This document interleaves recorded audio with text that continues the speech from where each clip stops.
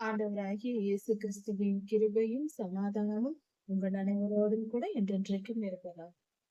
நான் உன்னை விட்டு விலகுவதும் இல்லை, உன்னை கைவிடுவதும் இல்லை என்று சொன்ன நம்முடைய தகப்பன் ஆண்டவர் நம்மோடு கூட இருக்கிறார். அவருடைய வார்த்தைகளை நாம் தியானிப்போம். எரேமியா 28ஆம் அதிகாரம் 1ஆம் வசனம்.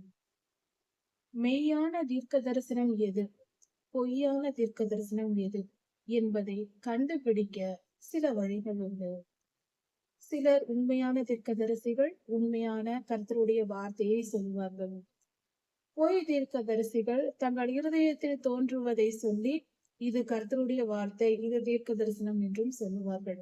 அந்த காலத்திலும் எரேமியா ஐயாவின் காலத்திலும் இப்படிப்பட்ட சம்பவங்கள் நடந்திருக்கிறது. இன்றும் இப்படிப்பட்ட காரியங்கள் நடக்கிறது. அதனால் இதை எப்படி கண்டுபிடிப்பது என்பதற்கு இந்த வேத பகுதி நமக்கு தெளிவாக போதிக்கிறது. அதாவது பொய் தீர்க்க தரிசனத்திற்கும் உண்மையான தீர்க்க தரிசனத்திற்கும் உள்ள வித்தியாசத்தை பார்க்கலாம். எரேமியா ஐயா கர்த்தருடைய வார்த்தையை உண்மையான சத்தியமான தீர்க்க தரிசனத்தை சொல்லுகிறார். அனனியா என்னும் ஒரு தீர்க்க தரிசி பொய்யான தீர்க்க தரிசனத்தை, தன் இருதயத்தை தோன்றியதை தானாக வேண்டுமென்றே பொய்யான தீர்க்க தரிசனம் சொல்லுகிறார். இப்படி இரண்டு காரியங்களையும் வைத்து நமக்கு ஆண்டவர் இந்த இடத்தில் நடந்த சம்பவத்தை கொடுத்திருக்கிறார். அதை குறித்து நாம் சற்று தியானிப்போம். யூதா தேசத்தில் ஆண்டவராகிய இயேசு கிறிஸ்து பிறப்பதற்கு 400 வருடங்களுக்கு முன்பாக நடந்த சம்பவம் இது. இன்னும் சொல்ல போனால் துல்லியமாக சொல்ல வேண்டும் என்றால் 564 வருடங்களுக்கு முன்பாக, 560 வருடங்களுக்கு முன்பாக இந்த காரியம் நடந்தது. அதாவது எரேமியா ஐயா வாழ்ந்து கொண்டிருந்த காலத்தில் யூதாவில் இருக்கும் பொழுது, எருசலேமில் இருக்கும் பொழுது, யூதா தேசத்தின் ராஜாவாகிய சிதேக்கியா அரசாண்ட 4ஆம் வருடம் 5ஆம் மாதத்தில் நடந்த சம்பவம் இது. அனனியா என்னும் தீர்க்கதரிசி தேவாலயத்திற்கு வந்து அங்கு ஆசாரியர்களும் சகல ஜனங்களும் அங்கு இருக்கும் பொழுது தீர்க்க தரிசனம் உரைக்கிறார். அனனியா என்னும் தீர்க்கதரிசி. இது என்ன காரியம் என்றால், அவர் சொல்லும் நாட்களில் இஸ்ரவேலர்கள், அதாவது யூதாவின் ஜனங்களும் எகோனியா ராஜாவும் அவருடைய பிரபுக்களும் மற்ற ஜனங்களும் அங்கு எருசலேமிலிருந்து அவர்கள் எல்லோரும் பல ஜனங்கள் பாபிலோனுக்கு சிறைபிடிக்கப்பட்டு போயிருக்கிறார்கள். எகோனியா ராஜா சிறைபிடிக்கப்பட்டு போய்விட்டார். பாபிலோனின் ராஜாவாகிய நேபுகாத்நேச்சார் எகோனியாவையும் மற்ற ஜனங்களையும் பிடித்து கொண்டு போய்விட்டு யூதாவில் சிதேக்கியாவை ராஜாவாக்கி விட்டு நேபுகாத்நேச்சார் எகோனியாவை பிடித்து கொண்டு போய்விட்டார். இந்த சமயத்தில் நடக்கிறது. அதாவது அனனியா சொல்லும் தீர்க்க தரிசனம் என்னவென்றால், அவர் சொல்லுவதற்கு முன்பாக மனித இருதயத்தை ஆராய்ந்து அவர்களுக்கு என்ன பிடிக்குமோ, எது பிடிக்குமோ, மனிதர்கள் இப்பொழுது என்ன எதிர்பார்க்கிறார்களோ அந்த காரியத்தை தீர்க்க தரிசனமாக சொன்னால் அந்த தீர்க்க தரிசிக்கு புகழும் பணமும் நிறைய கிடைக்கும் அல்லவா, நல்ல பேர் ஏற்படும். அப்படி யோசித்து சொல்லுகிற அந்த அனனியா தீர்க்கதரிசி, அதாவது பொய் தீர்க்கதரிசி, கள்ள தீர்க்கதரிசி, அவர் சொல்லுகிறார். என்ன சொல்லுகிறார் என்று பார்த்தால், கொஞ்சம் மக்கள், அதாவது எகோனியா ராஜாவும் யூதா ஜனங்கள் பலரும் சிறைப்பிடிக்கப்பட்டு போயிருக்கிறார்கள். இப்பொழுது யூதாவில் இருக்கிற ஜனங்களின் மனநிலை என்னவா இருக்கும்? ஆசாரியர்கள், பிரபுக்கள், பொது ஜனங்கள் எல்லோருக்கும் என்ன மனநிலையா இருக்கும்? எல்லோருடைய எதிர்பார்ப்பும் பாபிலோனுக்கு அந்த ராஜா பிடித்து கொண்டு போனவர்களை விடுதலை ஆக்க வேண்டும், அந்த ஜனங்கள் போன ராஜாவும் மற்ற ஜனங்களும் திரும்பி வர வேண்டும் என்ற எதிர்பார்ப்பு எல்லோருக்கும் இருக்கும் அல்லவா? இதை யாரும் மறுக்க முடியாது. யூதா ஜனங்களுடைய எல்லாருடைய எதிர்பார்ப்பும், ஐயோ நம் ஜனங்களை சிறைப்பிடித்து கொண்டு போய் விட்டார்களே, அவர்கள் திரும்ப வர வேண்டுமே என்ற எதிர்பார்ப்பு தான் இருக்கும். இவர்கள் மனித இருதயத்தின் எதிர்பார்ப்பை புரிந்து கொண்டு அனனியா தீர்க்க தரிசனம் சொல்லுகிறார். என்ன சொல்லுகிறார்? தானாக சொல்லாமல் ஆண்டவராகிய இயேசு கிறிஸ்து பிதாவாகிய தேவன் நம் கர்த்தர் சொல்லுகிறார். பொய் அது, கர்த்தர் சொல்லவில்லை. அந்த அனனியா அப்படி சொல்லுகிறார். கர்த்தர் சொன்னதாக இவர் கற்பனைகளை தீர்க்க தரிசனமாக எடுத்து சொல்லுகிறார். அதாவது நான் பாபிலோன் ராஜாவின் நுகத்தை முறித்தேன். அங்கு சிறைபிடிக்கப்பட்டு போனவர்கள் எல்லாம் திரும்பி வரப்போகிறார்கள். இன்னும் 2 வருடத்தில் நான் எல்லாரையும் கூட்டி சேர்ப்பேன். அவர்களை எடுத்துக்கொண்டு போன பனிமுட்டுகளை எல்லாம் 2 வருடங்களில் நான் திருப்பி எருசலேமுக்கு வர செய்வேன். தங்கம், வெள்ளி, தேவாலயத்தின் பனிமூட்டுகள், பர்னிச்சர்ஸ் எல்லாம் இருந்ததல்லவா? அதாவது வெண்கலத்தாலும் தங்கத்தாலும் செய்யப்பட்ட தேவாலய பணியில் இருந்த பொருட்கள், பர்னிச்சர்ஸ், அதையெல்லாம் எடுத்துக்கொண்டு போய்விட்டார்கள் அல்லவா? அதெல்லாம் 2 வருடத்தில் கொண்டு வந்து சேர்ப்பேன் என்று கர்த்தர் சொன்னதாக அனனியா தீர்க்கதரிசி சொல்லுகிறார். பாபிலோனுக்கு கொண்டு போகப்பட்ட எகோனியா ராஜாவையும் அந்த ராஜாவோடு கொண்டு போகப்பட்ட யூதா ஜனங்களையும் நான் திரும்பி கொண்டு வர பண்ணுவேன். பாபிலோன் ராஜாவின் நுகத்தை முறிப்பேன், பாபிலோன் ராஜாவின் நுகத்தை முறிப்பேன் என்று அனனியா தீர்க்கதரிசி பொய்யாய் தீர்க்க தரிசனம் சொல்லுகிறார். கர்த்தர் சொன்னதாக கர்த்தர் இப்படி சொல்லுகிறார் என்று சொல்லி கர்த்தரின் பெயரால் இவர் தன்னுடைய கற்பனைகளை எல்லாம் சொல்லுகிறார். அப்பொழுது எரேமியா தீர்க்கதரிசியின் ஆசாரியர்கள் எல்லாரும் பார்த்து கொண்டிருக்கிறார்கள், ஜனங்கள் பார்த்து கொண்டிருக்கிறார்கள் தேவாலயத்தில். அப்பொழுது எரேமியா தீர்க்கதரிசி சொல்லுகிறார், அனனியா இந்த வார்த்தையை சொன்ன பின்பு, ஆமென், கர்த்தர் அப்படியே செய்வாராக, நீ சொன்னபடியே கர்த்தர் செய்வாராக, அது நல்லது, அப்படி நடக்கட்டும், கர்த்தருடைய செயல் அப்படி இருக்க வேண்டும் என்று நானும் வேண்டிக் கொள்கிறேன். தேவாலயத்தின் பனிமுட்டுகளும் இங்கிருந்து கொண்டு போகப்பட்ட ஜனங்களும் திரும்பி வர பண்ணுவாராக, கர்த்தர் எல்லாரையும் வர பண்ணுவாராக. இப்படி நீ சொன்ன அந்த தீர்க்க தரிசனங்கள் எல்லாம், இப்படி நீ தீர்க்க தரிசனமாக சொன்ன உன் வார்த்தைகளை கவனிக்க வேண்டிய வார்த்தை. எரேமியா சொல்லுகிறார், இப்படியெல்லாம் சொன்ன நீ சொன்னாய் அல்லவா, அந்த உன் வார்த்தைகளை, உன் வார்த்தைகள், கவனிக்க வேண்டிய வார்த்தைகள், உன் வார்த்தைகளை கர்த்தர் நிறைவேற்றுவாராக என்று எரேமியா சொல்லுகிறார். இதெல்லாம் உன்னுடைய வார்த்தை, கர்த்தர் சொல்லவில்லை என்று துல்லியமாக எரேமியா சொல்லுகிறார். அதுதான் தீர்க்கதரிசிக்கு அழகு. தீர்க்கதரிசி என்றாலே அவர்கள் தெளிவாய் உண்மையை கண்டுபிடிப்பார்கள். தீர்க்கதரிசிக்கு முன்பாக நின்று யாரும் பொய் சொல்ல முடியாது. ஆவியானவர் அவர்களோடு இருப்பதினாலும், ஆவிக்குரிய பல வரங்கள் அவர்களுக்கு இருப்பதினாலும், தன் முன் நின்று யாராவது பொய் சொன்னால் அது அவர்களுக்கு தெரிந்துவிடும்.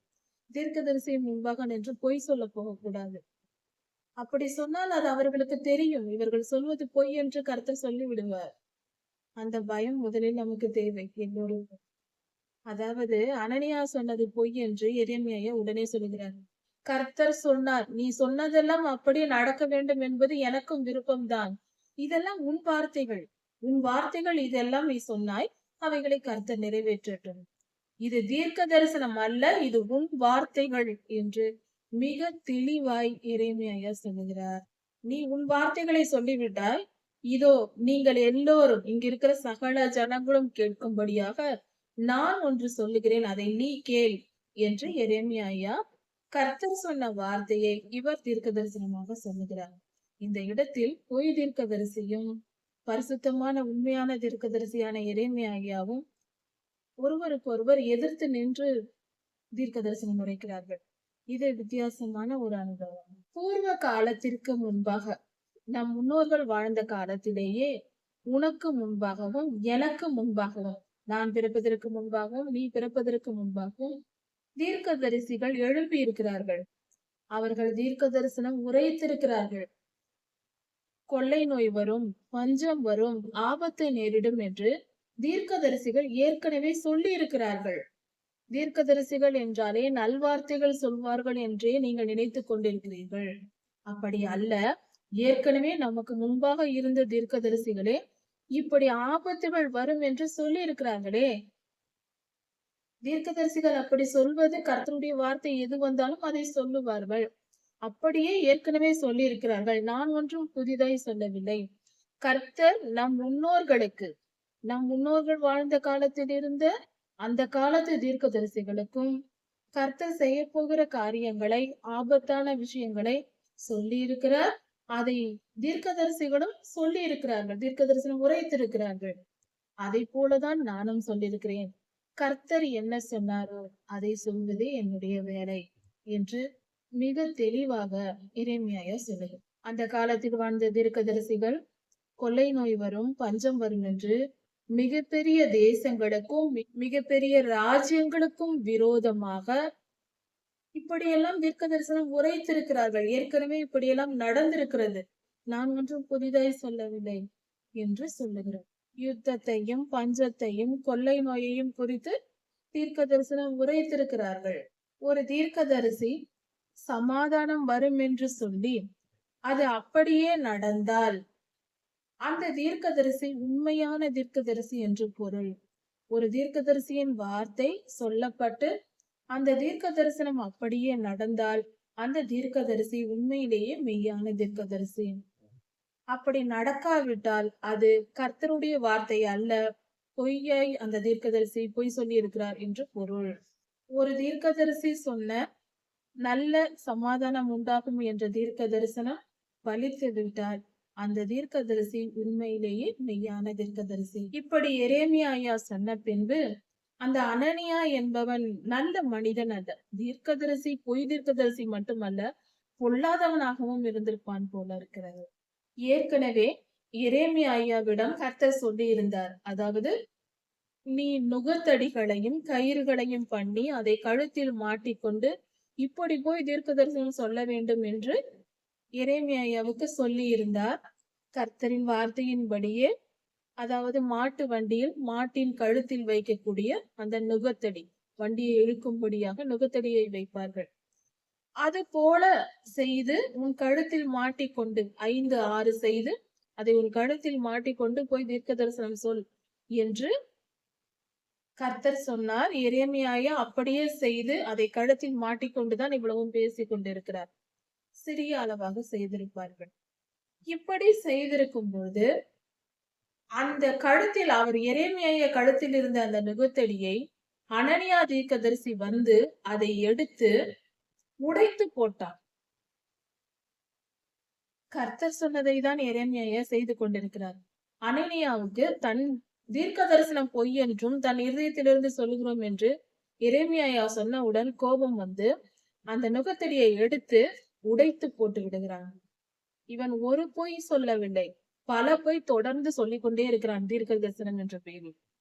அந்த நுகத்தடியை உடைத்து போட்டுவிட்டு கர்த்தர் சொல்லாததை இதே போல கர்த்தர் சொல்லுகிறார், நான் எப்படி இந்த நுகத்தடியை உடைத்து போட்டேனோ அது போல நேபுகாத் நேச்சாரின் ராஜ்யத்தை உடைத்து போட்டு, அவருடைய ஆளுகையை உடைத்து போட்டு சகல ஜனங்களுக்கும் விரோதமாக, அதாவது நேபுகாத் நேச்சாரை கீழே தள்ளி அவருடைய அதிகாரத்தை உடைத்து போடுவார் கர்த்தர் என்று கர்த்தர் சொல்லுகிறார்.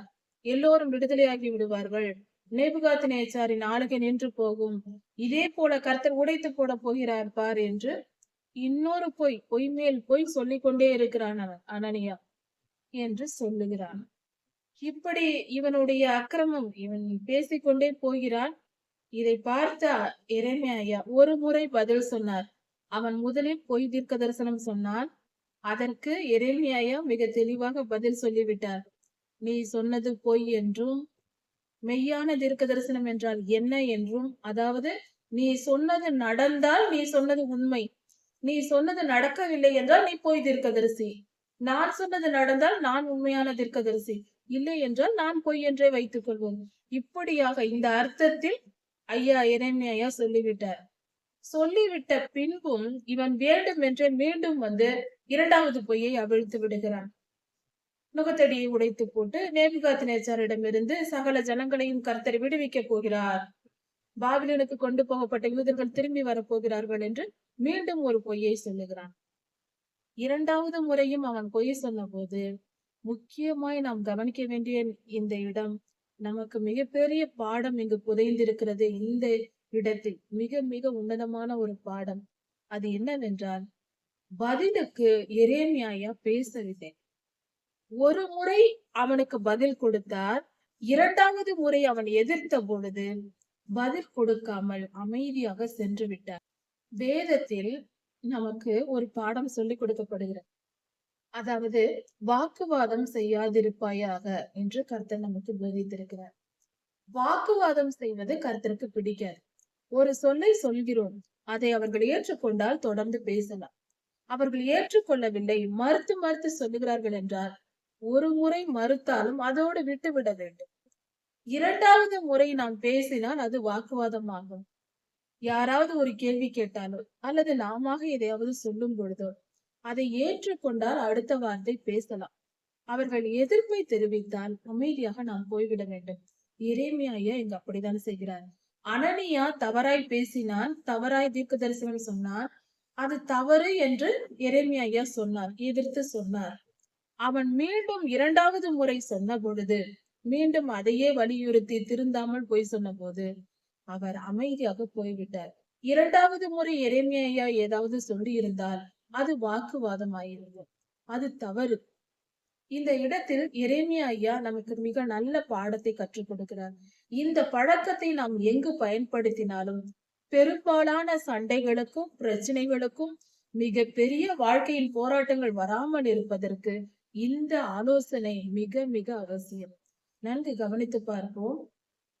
இன்று குடும்பங்களில் இருக்கலாம், கணவன் மனைவிக்குள் இருக்கலாம், குடும்பத்தில் ஒரு குடும்ப உறுப்பினர்கள் ஒருவருக்கொருவராக இருக்கலாம், அல்லது வேலை செய்யும் ஸ்தலங்கள், திருச்சபைகள், எந்த இடத்திலா இருந்தாலும் இந்த பழக்கத்தை நாம் பின்பற்றினால் பிரச்சனைகளே வராது, டென்ஷன் இருக்காது, நமக்கு எந்தவித குழப்பங்களும் வராது, மிகப்பெரிய போராட்டங்கள் வராது.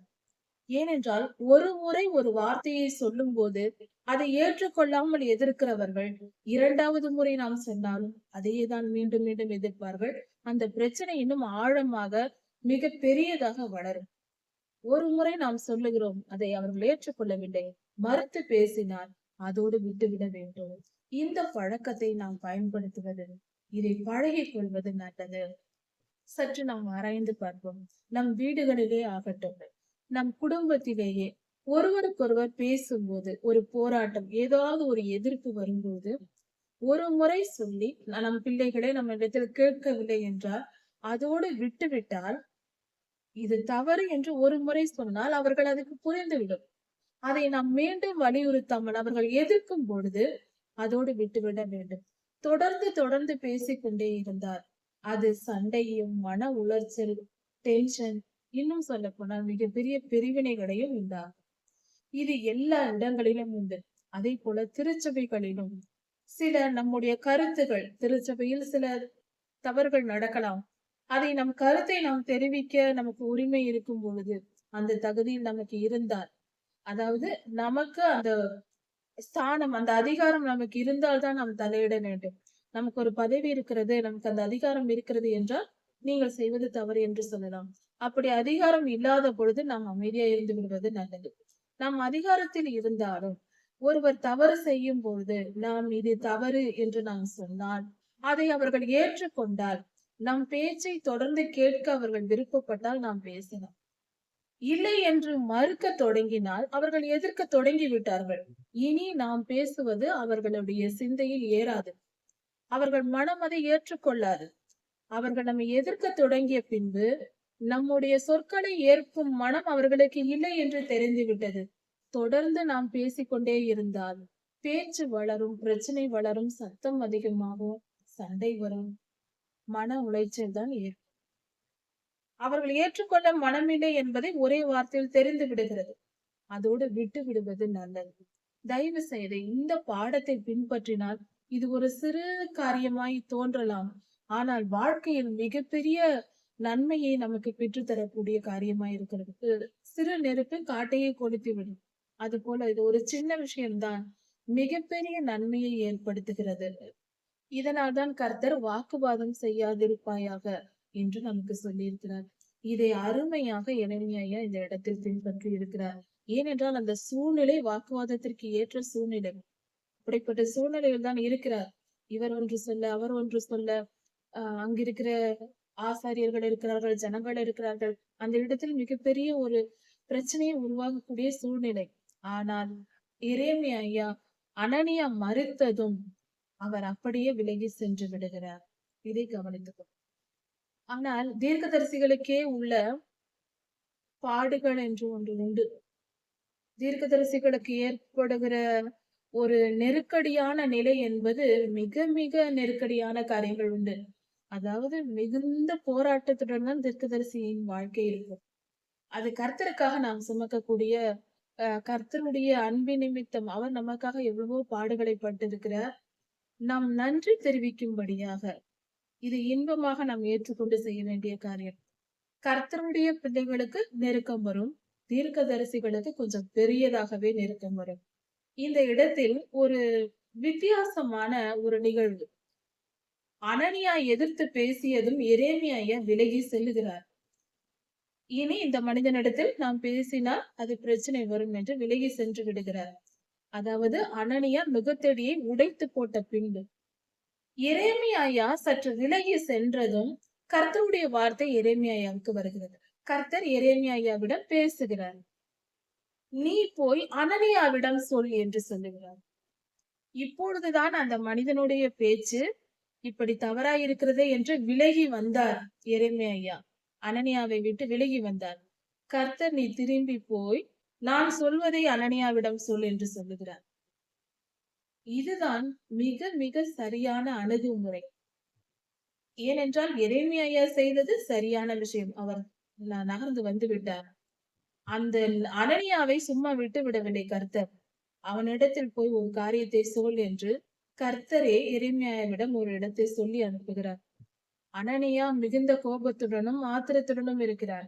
அவனிடத்திற்கு தீர்க்கதரிசியாகிய எரேமியாவை கர்த்தர் அனுப்புகிறார். நீ போய் சொல், அவன் உன் கழுத்தில் இருந்த மர நுகத்தடியை உடைத்து போட்டான். அதற்கு பதிலாக அவனை இரும்பு நுகத்தடியை செய்ய சொல் என்று கர்த்தர் சொல்லுகிறார். நீ உடைத்து போட்ட மர நுகத்துக்கு பதிலாக இரும்பினால் நுகத்தை ஏற்படுத்து என்று அனனியாவுக்கு சொல் என்று கர்த்தர் சொல்லுகிறார். எரேமியா பாபிலோன் ராஜாவாகிய நேபுகாத் நேச்சாரை சேவிக்கும்படிக்கு இரும்பு நுகத்தை இவர்கள் மேல், யூதா ஜனங்களின் மேல் நான் போட்டேன் என்று சொல். ஏற்கனவே அவர்கள் செய்த அக்கிரமத்திற்கு கர்த்தர் தண்டனை கொடுத்திருந்தார். இவர்கள் இன்னும் இருதயத்தை கடினப்படுத்தி எரேமியாவுக்கு விரோதமாகவே பேசிக் கொண்டு இருந்தார்கள். பொய் தீர்க்க தரிசனத்திற்கு இடம் கொடுத்து கொண்டே இருந்தார்கள். எவ்வளவு அடித்தாலும் திருந்தாத ஜென்மமாய் இப்படி அவர்கள் நடந்து கொண்டார்கள். மிக மோசமாக. கர்த்தர் இவ்வளவு பெரிய தண்டனையை கொடுத்திருக்கிறார். எகோனியா ராஜா சிறைப்பிடிக்கப்பட்டு போய்விட்டார் பாபிலோனுக்கு. ஜனங்கள் போயிருக்கிறார்கள். இப்பொழுதாவது தங்களை தாழ்த்தி மிச்சம் இருக்கிற ஜனங்கள் கர்த்தரை நோக்கி வேண்டிக் கொள்ளலாம் அல்லவா? எரேமியாவின் தீர்க்க தரிசனத்தை ஏற்றுக்கொள்ளலாம் அல்லவா? இப்பொழுதும் இவர்கள் கேட்காமல் பொய் தீர்க்க தரிசனத்திற்கு செவி கொடுத்து கொண்டிருக்கிறார்கள். மனம் எப்பொழுதும் குளிர்ந்த நிலையில் இருக்க வேண்டும். இனிப்பையே சாப்பிட்டுக் கொண்டிருக்க வேண்டும் என்ற விருப்பம். சுகபோக வாழ்க்கையில் பழகியவர்களின் நிலை இப்படித்தான் இருக்கும். சுகபோகமாக இருக்க வேண்டும், பிடித்த உணவை சாப்பிட வேண்டும், நிம்மதியாய் அதிக பணம் செலவு பண்ண வேண்டும், நினைத்ததை எல்லாம் செலவு செய்ய வேண்டும், மிகவும் சந்தோஷமாக ஒவ்வொரு நாளும் வாழ வேண்டும், பிடித்த காரியங்களையே செய்ய வேண்டும். இப்படி வாழ்கிற மனித வாழ்க்கை மிக மிக கேவலமான மோசமான வாழ்க்கை. அதை முதலில் தெரிந்து கொள்வோம். இது ஆபத்தான வாழ்க்கை. சுகபோகத்தை அனுபவிப்பது என்பது ஆபத்தான காரியம். அதை உணர்ந்து கொள்ள வேண்டும். அறிவில்லாதவர்களே அப்படிப்பட்ட காரியத்தை ஈடுபடுவார்கள். சுகபோகமாய் வாழாதே. அது உன்னுடைய வாழ்க்கையின் முடிவு அதை எங்கேயோ கொண்டு போய் சேர்க்கும். நித்திய ஜீவனை நினைத்து கூட பார்க்க முடியாது அப்படி வாழ்ந்தால். அது ஒரு மாய்மாலம், சாத்தானின் தந்திரம். சுகபோக வாழ்க்கையை காட்டி, குறிப்பாக ஓரளவு வசதியான குடும்பத்தில் இருக்கிற பெண்களுக்கு மிக ஆபத்தான ஒரு சூழ்நிலை இது. ஏனென்றால் வசதியே இருக்கும் பொழுது பெண்கள் வேலைக்கு செல்வதில்லை, வீட்டில் இருப்பார்கள். சுகபோகமாக எல்லா வேலைகளையும் ஆள் இருப்பார்கள், செய்வார்கள். பொழுதுபோக்குவது, தேவையற்ற காரியங்களில் ஈடுபடுவது, தேவையற்ற விஷயங்களை பேசுவது என்று பாவம் செய்வதற்கான அநேக வாய்ப்புகள் வந்து விடுகிறது. ஜாக்கிரதையா இருக்கும். எந்த நிலையில், ஆண் பெண் என்ற வித்தியாசம் இல்லை, எந்த நிலையில் யார் இருந்தாலும் சுகபோக பிரியர்களாய் இருக்காதீர்கள். உங்களுக்கு தேவையான அளவு பணம் இருக்கிறதா, உங்களுக்கு நேரம் இருக்கிறதா, முதலில் ஓடி ஊழியம் செய்யுங்கள். எல்லோருமே கர்த்தருக்கு ஊழியம் செய்ய வேண்டியவர்களா இருக்கிறோம். கர்த்தருடைய வருகை சமீபமாய் இருக்கிறது. நம் கண்முன் ஆயிரக்கணக்கான கோடிக்கணக்கான ஜனங்கள் ரட்சிக்கப்படாதவர்கள் இருக்கிறார்கள். அதை பார்த்து கொண்டு நாம் சும்மா இருக்கக்கூடாது. நம்முடைய வேலை அவர்களுக்கு சொல்ல வேண்டியது. அதை நாம் புரிந்து கொண்டு நடக்க வேண்டும். இவர்கள் சுகபோக பிரியர்களாய் இருந்ததினால் அனனியா போன்ற பொய் தீர்க்கதரிசிகள் சொன்ன சுகமான வாழ்க்கை, அதாவது போனவர்கள் எல்லாம் திரும்பி வந்து விடுவார்கள். பாபிலோனுக்கு போனவர்கள் எல்லாம் திரும்பி வந்து விடுவார்கள். எல்லாம் நன்மையே நடக்கும், எல்லாம் சந்தோஷமா இருக்கும், நீங்கள் சந்தோஷமா இருங்கள் என்று சொன்னார். ஆஹா ஆஹா, இனி அனனியாவை போல தீர்க்கதரிசி உண்டா என்று சொல்வதை நம்புவது. எரேமியாவின் இடத்தில் கர்த்தர் சொல்லுகிறார், போனவர்கள் திரும்பி வர மாட்டார்கள், 70 வருடங்கள் அங்கேயே இருப்பார்கள் என்று ஐயாவிடம் கர்த்தர் சொல்லி உண்மையான தீர்க்க தரிசனத்தை சொல்லுகிறார். இவர்கள் கற்பனை எதை ஏற்றுக்கொள்கிறது? இவர்கள் மனம் ஏற்றுக்கொள்வது சுகபோகமான காரியங்களை. அதற்கே பழகி விட்டார்கள். கர்த்தர் உண்மையா என்ன சொல்லுகிறார்?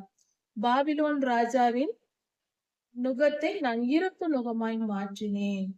இன்னும் அதிகமாய் யூதர்கள் கொடுமைப்படுத்தப்படுவார்கள். இன்னும் தீமை அதிகமாய் யூதாவுக்கு வரப்போகிறது, எருசலேமுக்கு வரப்போகிறது என்று கர்த்தர் சொல்லுகிறார்.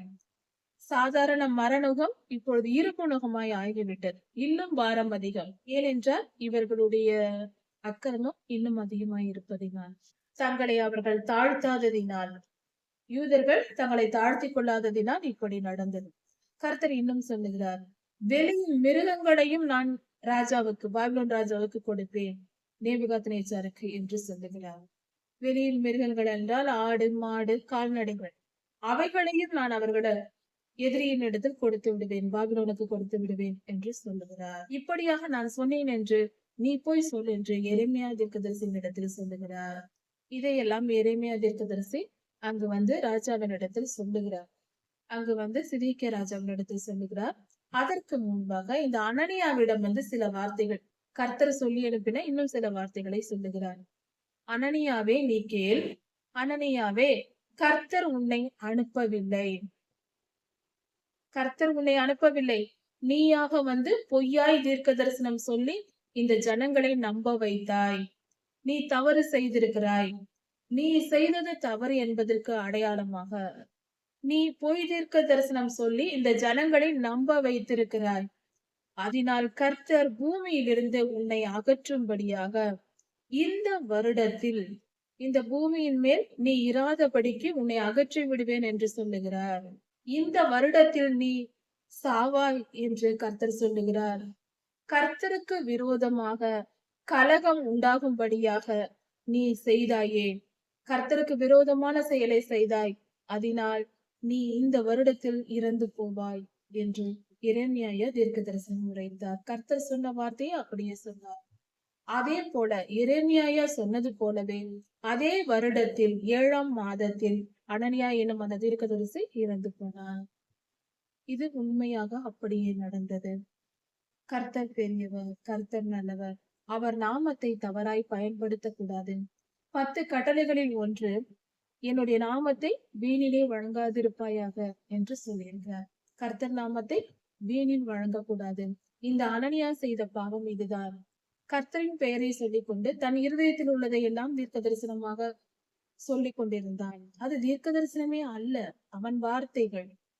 இப்படி செய்ததினால் கர்த்தர் கோபம் கண்டு அந்த மனிதனை அகற்றி விட்டார், இறந்து போகும்படியாய் கொன்று போட்டார்.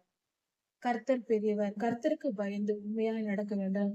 கர்த்தருடைய ஊழியர்கள் உண்மை உள்ளவர்களாய் இருக்க வேண்டும்.